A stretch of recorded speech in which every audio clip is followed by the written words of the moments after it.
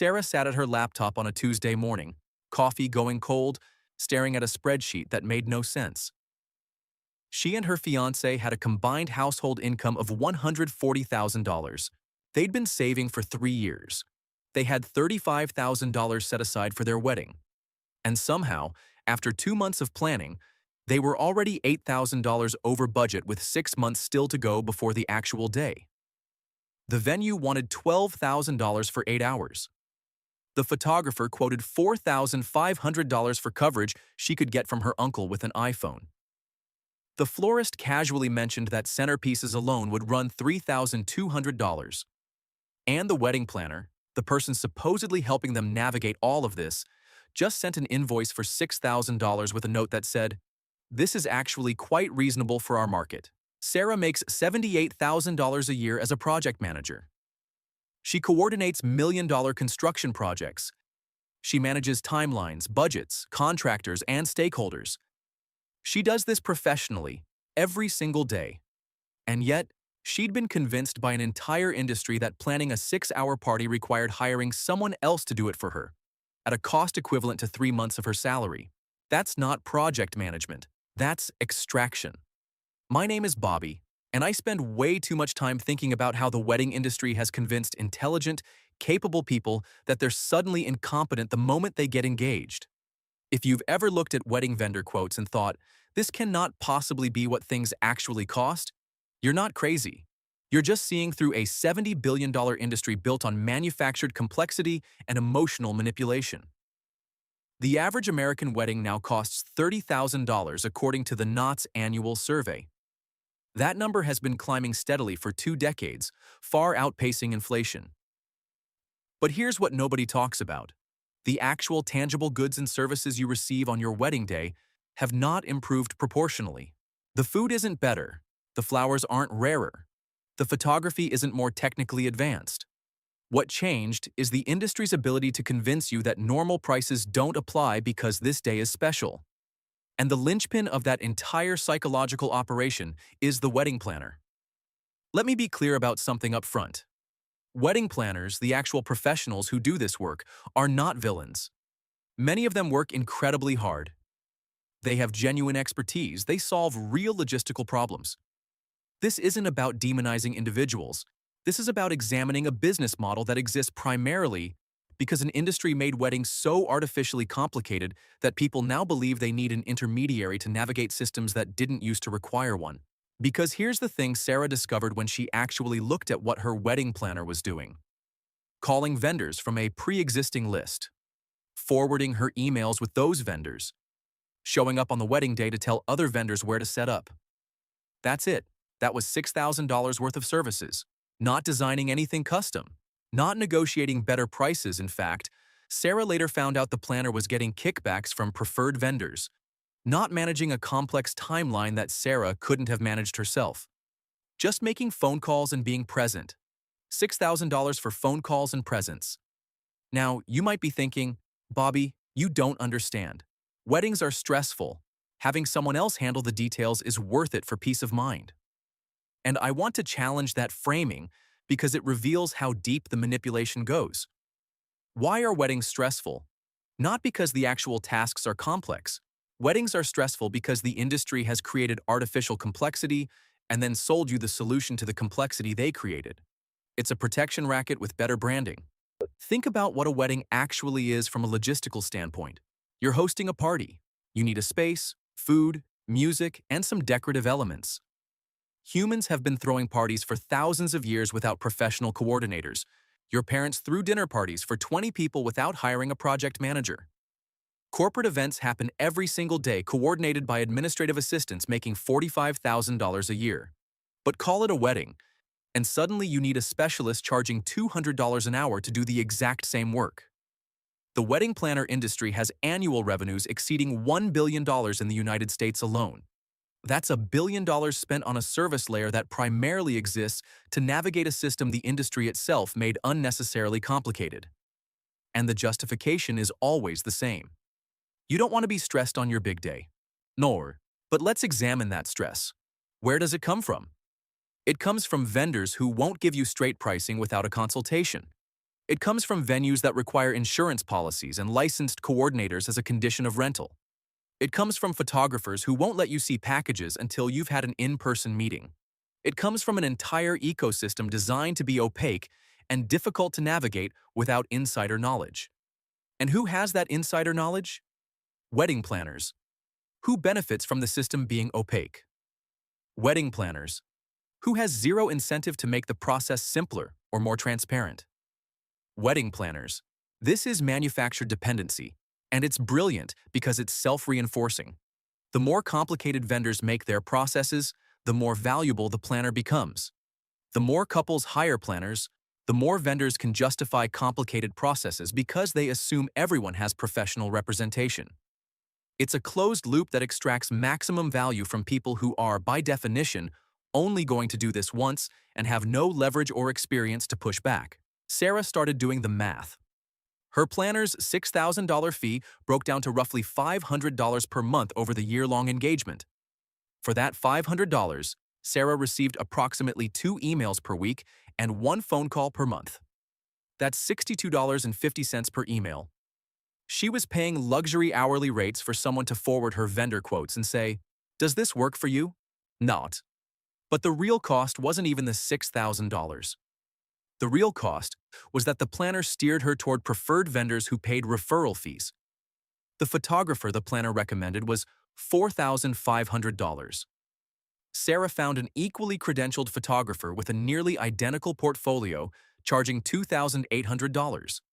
The florist was $3,200 through the planner's contact. A different florist quoted $1,900 for the same arrangements. The planner was costing her $6,000 in fees, plus approximately $3,500 in inflated vendor costs through kickback relationships. Nearly $10,000 total to make her wedding more expensive while calling it coordination. And when Sarah started asking questions, really digging into why certain vendors were recommended, why prices seemed high, why she couldn't just book directly, the planner got defensive. "I have relationships with these vendors. I can't guarantee the same level of service if you book someone I haven't worked with. You're paying for my expertise and my network." Translation: you're paying for access to a cartel of vendors who all charge inflated rates and split the excess with coordinators who funnel clients their direction. Let me show you what happened when Sarah fired her wedding planner and started coordinating herself. She didn't coordinate herself out of stubbornness or to prove a point. She did it because once she started actually calling vendors directly, she realized something infuriating. None of this was complicated. The florist had standard packages listed on their website with transparent pricing. The photographer responded to emails within 24 hours with a detailed breakdown of what was included at each price tier. The venue had a preferred vendor list, but they explicitly said couples were welcome to bring anyone licensed and insured. The DJ had an online booking system where you selected your package, picked your date, and paid a deposit. Done. The entire process Sarah had been told required professional management was just a series of phone calls and emails that any functional adult could hand. She made a spreadsheet. Column 1, vendor type. Column 2, what she actually needed. Column 3, quotes from planner-recommended vendors. Column 4, quotes from vendors she found independently. The savings were staggering. Photographer: $1,700 saved. Florist: $1,300 saved. Catering: $2,100 saved by going with a restaurant that did off-site events instead of a dedicated wedding caterer doing identical food. Rentals: $800 saved by calling the rental company directly instead of going through a coordinator who marked everything up 20%. DJ: $600 saved. Cake: $400 saved by using a bakery instead of a wedding cake specialist. Total saved by cutting out the intermediary layer and doing basic adulting: $13,900. That's not a typo. Nearly $14,000 saved by making phone calls, reading contracts, and managing a shared Google Calendar. The time investment? Sarah tracked it. Approximately 22 hours spread over 9 months. That's $631 per hour she paid herself by not outsourcing decisions to someone whose financial incentive was making everything cost more. But what about the stress? What about being able to enjoy the day without worrying about logistics? Here's what actually happened. Sarah hired a day of coordinator for $800. Not a planner, a coordinator. Someone who showed up the morning of the wedding, made sure vendors arrived on time, handled the timeline, managed setup, and dealt with any issues that came up. This person had zero input on vendor selection, didn't take referral fees, and had no financial stake in anything costing more than necessary. They just made sure the day ran smoothly. Sarah got the actual valuable service, the part that genuinely reduced stress, for $800 instead of $6,000 plus kickbacks. She got to enjoy her wedding day exactly as relaxed as someone with a full planner would have been. The difference was, she didn't pay luxury rates for someone to spend a year forwarding emails and inflating costs. Every wedding vendor Sarah spoke to independently mentioned the same thing when she explained she didn't have a planner. They relaxed. They gave her straight answers. They stopped using industry jargon and talking about her vision, and started just explaining what they offered and what it cost. One photographer told her directly, "I charge $2,800 for weddings booked by couples and $4,200 for weddings booked through planners because I have to pay a 30% referral fee and planners expect me to attend extra meetings and do more hand-holding. You seem organized, so we can skip all that." 30% referral fees. The planner was taking 30% of vendor costs as kickbacks, while also charging the couple $6,000 for the privilege of being steered toward the most expensive options. The incentive structure was completely inverted. The planner made more money when the wedding cost more, which meant the planner's financial interest was directly opposed to the couple's financial interest. You hired someone to save you money who got paid more when you spent more. Some planners will argue they negotiate discounts that offset their fees. Sometimes that's even true. But those discounts are coming off inflated prices that only existed because of the planner ecosystem in the first place. You're not getting a deal. You're getting back to what the service should have cost before the markup. It's like paying a consultant to negotiate your hospital bill down from $18,000 to $9,000 when the actual cost of the procedure was $3,000 and the only reason it was $18,000 was because hospitals assume everyone has insurance or a negotiator. You're not winning. You're just losing less than you would have without help in a system designed to make you lose. Sarah's wedding happened. It was beautiful. Everything ran on time. Guests had no idea she didn't have a planner because nothing went wrong. The flowers looked perfect. The food was excellent. The photos turned out great. And she danced until midnight without worrying about logistics because her day of coordinator handled it all. And she did it for $13,900 less than she would have spent following the prescribed path. That money became a down payment on a house. Not flowers that wilted. Not invitations that got thrown away. Not a videographer capturing footage they'd watch twice. A house, an asset, an actual foundation for their marriage instead of an expensive party that evaporated the moment it ended. The wedding industry has convinced an entire generation that spending irresponsibly on one day is romantic, that debt is normal, that if you really loved your partner, you'd take out a loan to make sure the centerpieces matched the napkins. But love isn't measured in floral arrangements. Commitment isn't demonstrated through past hors d'oeuvres. And the strength of a marriage has absolutely nothing to do with whether you spent $30,000 or $80,000 on the wedding. If someone tells you that you need to spend more to make your wedding meaningful, they're selling something.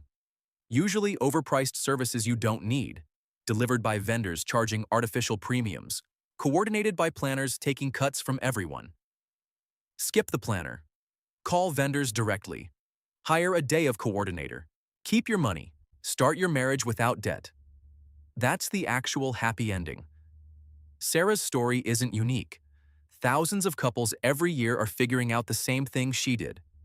The wedding industrial complex survives by convincing competent adults they're suddenly incapable of planning a party. You coordinate projects at work, manage households, organize family gatherings. But mention the word wedding and you're supposed to believe you need professional help to accomplish what your grandmother did with a church basement and some folding tables. The wedding planner isn't solving complexity. They're profiting from it. And the moment you realize that making phone calls and reading contracts isn't actually difficult, the entire illusion collapses. You're not saving stress by hiring someone to forward emails at $60 each. You're funding an intermediary layer that exists because vendors made the system deliberately opaque. Your wedding day will be exactly as special whether you spent $6,000 on a planner or $800 on a day of coordinator. The difference is what you do with the $5,200 you kept. That's not wedding budget advice. That's life advice. Start your marriage with assets, not debt. With a foundation, not just memories of overpriced centerpieces. The trap only works if you don't see it. Now you do.